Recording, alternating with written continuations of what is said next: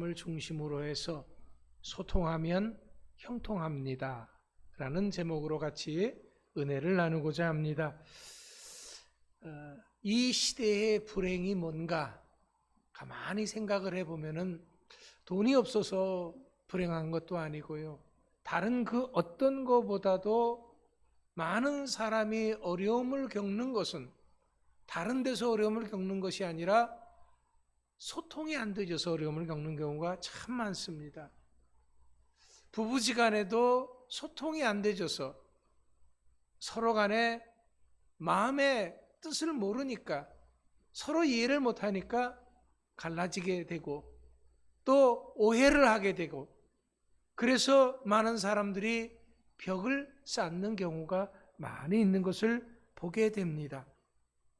그러면 왜 이렇게 소통이 안 될까요?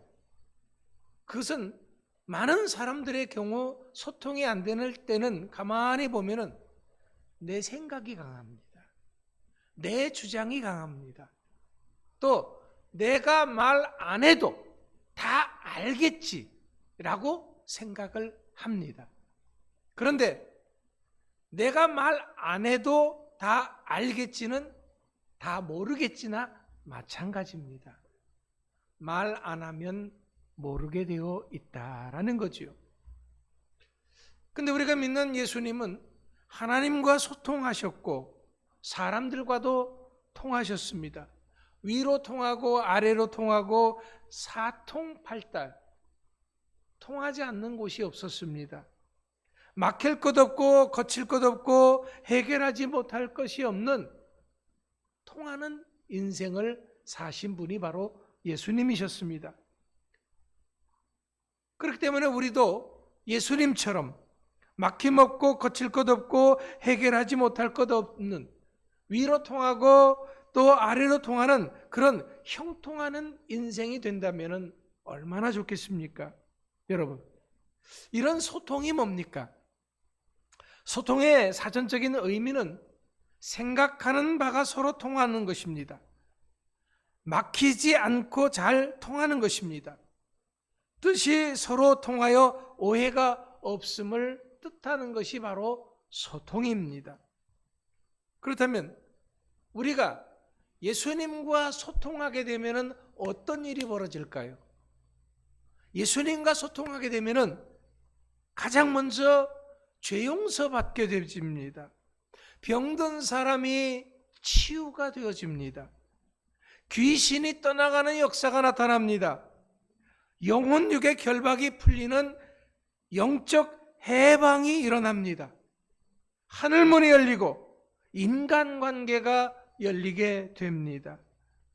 막혔던 문제의 문이 열리고 천국이 임하는 역사가 나타나게 됩니다.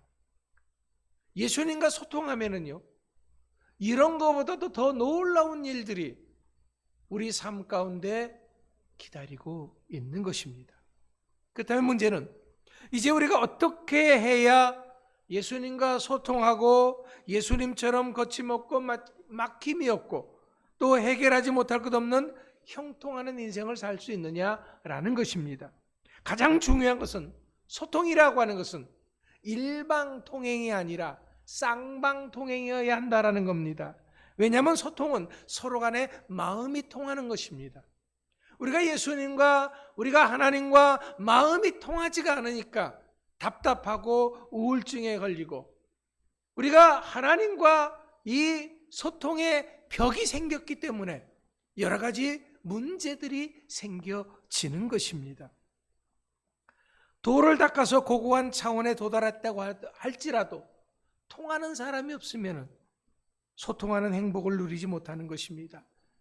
그렇기 때문에 참된 소통이라고 하는 것은 내 마음을 함께 나눌 누군가가 있어야 하는 그러한 마음의 행복인 것입니다. 그런데 우리가 생각하는 이 기독교의 소통은요, 세상의 소통과는 차이가 있습니다. 기독교는 사람이 내가 노력한다고 해서 하나님과 소통이 이루어지는 것이 아니다라는 겁니다. 왜냐하면 하나님과의 우리가 소통이 끊어졌던 것은 다른 것이 아니라 죄 때문입니다. 하나님과 우리 사이에 죄라고 하는 막힌 담이 있기 때문에 하나님과 소통이 이루어지지가 않았던 겁니다. 그래서 인간은 옛날로부터 이 막힌 담, 이 죄의 문제를 해결하기 위해서 무척 노력을 했습니다. 하지만 사람이 노력한다고 해서 그 어떤 노력을 한다고 해도 이 죄의 문제가 해결되지 않는다라는 거지요. 그럼 어떻게 해야 됩니까? 하나님과 우리 사이에 이 막힌 담, 죄의 문제가 해결되어져야 합니다. 인간 쪽에서는 해결을 못하니까 하나님이 찾아오셔서 이 죄의 문제를 해결해 주신 것입니다. 하나님이 찾아오셔서 우리와 만남과 소통이 이루어지게 되는 것입니다.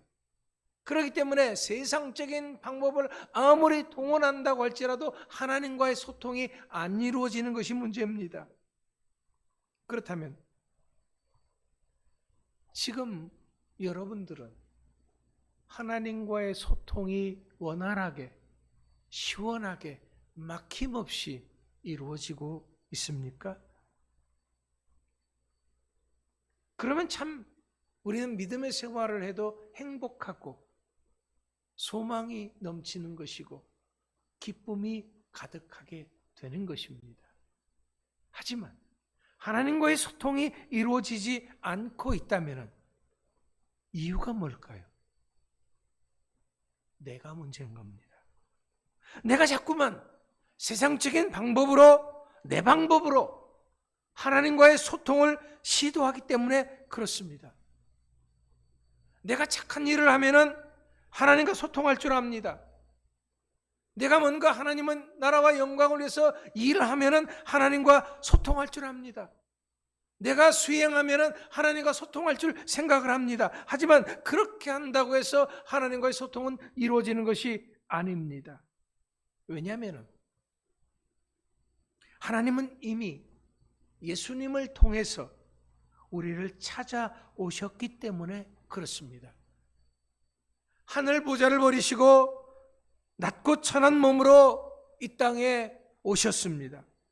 예수님은 십자가를 통해서 하나님과 우리 사이에 가장 걸림돌이 되었던 이 죄의 문제를 해결해 주셨습니다. 이것은 우리가 마음의 문을 열기만 하면은 그 즉시 소통할 수 있는 만반의 준비를 갖추어 놓으셨다는 그런 말입니다. 예수님은 우리가 마음의 문을 열기만 하면은 들어오실 수 있는 바로 그 자리에서 지금 나를 기다리고 계신다라는 겁니다. 그렇기 때문에 요한계시록 3장 20절 말씀에서 이렇게 말씀하십니다. 볼지어다 내가 문 밖에 서서 두드리노니 누구든지 내 음성을 듣고 문을 열면 내가 그에게로 들어가 그로 더불어 먹고 그는 나로 더불어 먹으리라. 주님이 우리를 찾아오셔서 우리의 마음의 문을 두드리고 계신다라는 겁니다. 내가 주님을 찾아가는 것이 아니라 주님이 먼저 우리를 찾아오셔서 내 마음의 문을 두드리고 계신다라는 거지요. 지금 이 시간에도 답답해하고 있는 여러분의 마음의 문을 우리 주님이 두드리고 계십니다. 내가 내 마음의 문을 열기만 하면은 예수님은 당장 나와 함께 소통을 시작하십니다. 예수님께서 나에게 베풀어 주실 수 있는 모든 것들을 다 나누어 주실 것입니다. 그런데 문제는 내가 내 마음의 문을 열 생각을 안 하고 있다라는 거지요. 이제까지 우리는 그 어떤 노력도 안 하면서 일방적으로 하나님이 내 마음을 몰라준다고 원망만 했던 것입니다.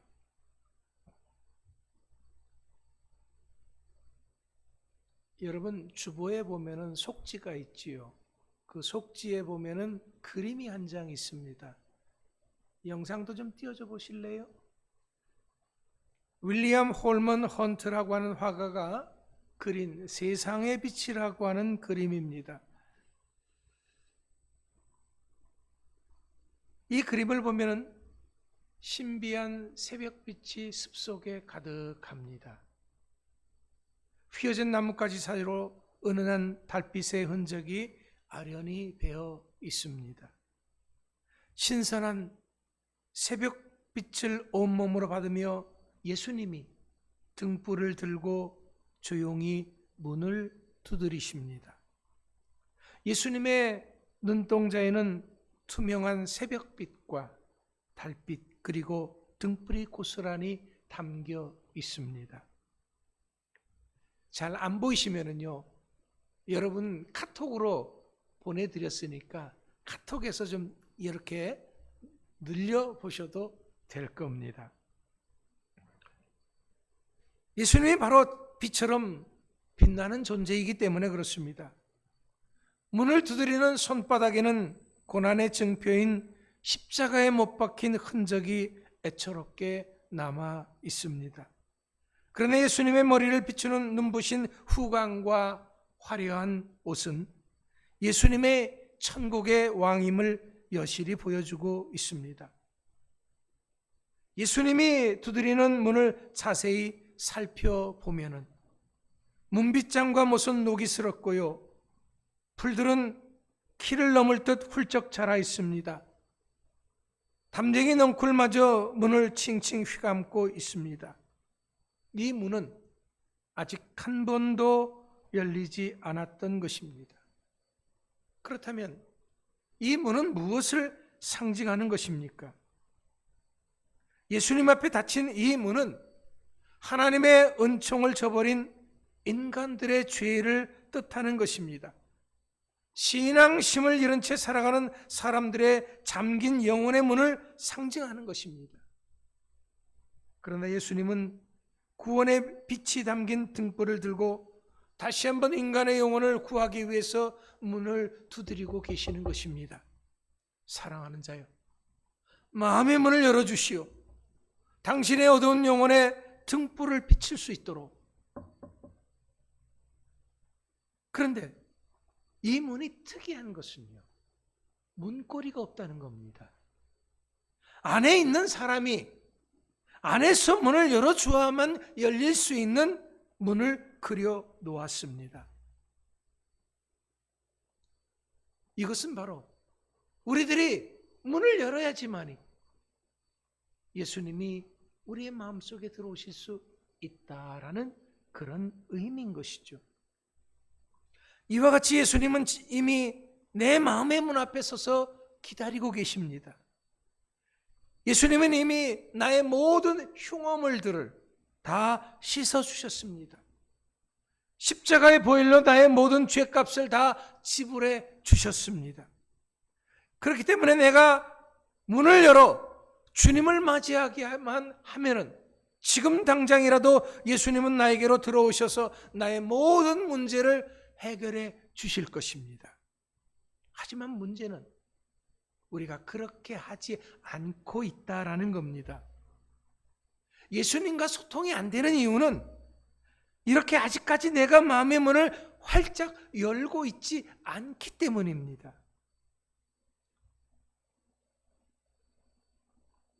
여러분, 아직까지 마음의 문을 꼭 닫아놓고 예수님이 내 마음을 몰라준다고 불평하고 원망만 하고 앉아있지는 않으신가요? 지금 우리 주님이 여러분의 문 앞에서 두드리고 계십니다. 예수님은요, 10년이고 20년이고, 아니 우리가 숨을 거두는 그 순간까지 우리의 마음의 문 앞에 서서 우리의 문이 열리기를 기다리고 계시는 것입니다. 그렇기 때문에 지금이라도 여러분들의 마음의 문을 열고 예수님을 영접하기만 하면 됩니다. 예수님, 내가 마음의 문을 엽니다. 주님, 이제 내 안에 들어오셔서 나와 함께하여 주시옵소서. 여러분의 입술로 고백하면 되는 것입니다. 그때부터, 바로 그때부터 우리 삶의 새로운 역사가 시작이 되어지는 것입니다. 새로운 인생이 시작되어지는 것입니다. 이것은 저의 생각이나 주장이 아닙니다. 이것은 바로 주님의 약속인 줄 믿으시기 바랍니다. 오늘 본문 9절 말씀을 보십시오. 예수님은 이 세상을 비추는 참빛이라고 말씀하셨습니다. 이런 참빛 되신 예수님을 사람들은 마음의 문을 열고 영접하지 않았습니다. 하지만 12절 말씀과 같이 마음의 문을 열고 예수님을 영접하는 자는, 곧 그 이름을 믿는 자들에게는 이전에는 상상도 하지 못했던 놀라운 축복이 기다리고 있는 것입니다. 그것은 바로 하나님의 자녀가 되는 것입니다. 왕 같은 제사장이 되는 것입니다. 무엇이든지 구하여도 다 들어주시는 권능까지 주시는 것입니다.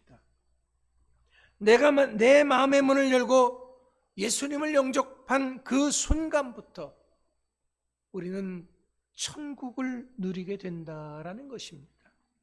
물론 인간적인 눈으로 보면은 예수님을 영접한 우리들의 모습이 십자가의 길을 가고 험한 세상을 사는 것 같습니다. 하지만 하나님의 눈으로 보면은 가장 값지고 복된 천국의 삶을 누리는 것입니다. 우리가 이렇게 될 수 있는 단 하나의 유일한 조건은 예수님께서 부르실 때 즉시 응답하시는 것입니다. 영접하는 겁니다. 마음의 문을 열고 주님을 고백하는 것입니다. 아무개야 부르실 때 주님, 내가 여기 있습니다, 고백하는 겁니다. 하나님께서 어린 사무엘을 찾아오셨습니다. 사무엘아 불렀습니다. 그런데 사무엘은 하나님의 음성인 줄 몰랐습니다. 그래서 엘리 제사장에게 찾아가서 저를 부르셨습니까? 아니, 나는 너를 부르지 않았다. 고개를 갸우뚱거립니다. 다시 성전에 가서 기도하는데 하나님께서 사무엘아 또 부르십니다. 그때도 사무엘은 하나님께서 자기를 부르시는 줄 모르고 다시 엘리 제사장에게 가서 저를 부르셨습니까? 저를 찾으셨습니까? 묻습니다. 아니다, 너를 부르지 않았다. 다시 갔습니다.